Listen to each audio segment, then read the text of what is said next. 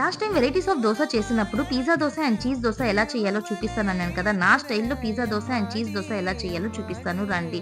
ముందుగా veg pizza dosa చేస్తున్నాను. దీనికోసం బటర్ ఇలా బాగా స్ప్రెడ్ చేసుకొని, దాంతో పాటు ఆయిల్ కూడా యాడ్ చేసి, దాంతో పాటు ఇప్పుడు పిజ్జా సాస్ ఉంటది కదా! ఇలా బాగా స్ప్రెడ్ చేసుకోవాలి. ఇలా పిజ్జా సాస్ బాగా స్ప్రెడ్ చేసుకున్న తర్వాత ఆనియన్, కార్న్, క్యాప్సికమ్, పన్నీర్ ముక్కల్ని ఇలా బాగా అరేంజ్ చేసుకోవాలి. దాంతో పాటు ఇంకొంచెం బటర్ అండ్ ఆయిల్ బాగా వేసుకొని, ఇప్పుడు దాంతో పాటు మోజ్రెల్లా చీజ్ కూడా యాడ్ చేసుకొని ఒక 2-5 మినిట్స్ కుక్ చేసుకుంటే ఇలా రోస్ట్‌గా తయారవుద్ది. మన పిజ్జా దోస అనేది ఇప్పుడు రెడీ అయిపోయింది. ఇప్పుడు చీజ్ దోస ఎలా చేయాలో చూద్దాం రండి.